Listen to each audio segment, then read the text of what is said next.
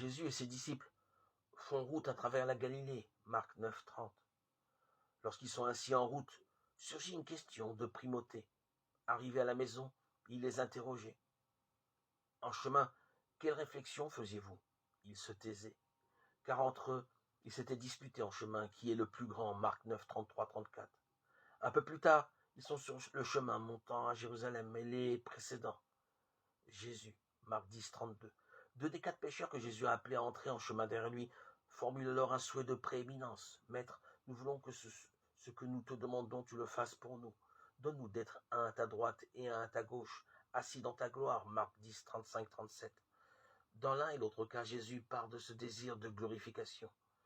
Il le pose comme légitime. Il s'assoit, il appelle les 12 et leur dit qui veut être premier. Marc 9, 35, 1. On a donc le droit de le vouloir. Mais à cet être de désir que nous sommes tous, Jésus dit ensuite, quel chemin fait devenir premier? Qui veut être premier? Et il est légitime, celui qui veut, qu'il soit de tous dernier et de tous serviteurs. Marc 9, 35. La même chose plus loin, Jésus les appelle à lui et leur dit, qui voudra devenir grand parmi vous? Et il est bon qu'il le veuille, sera votre serviteur, et qui voudra parmi vous être premier sera esclave de tous. Marc 10, 43, 44.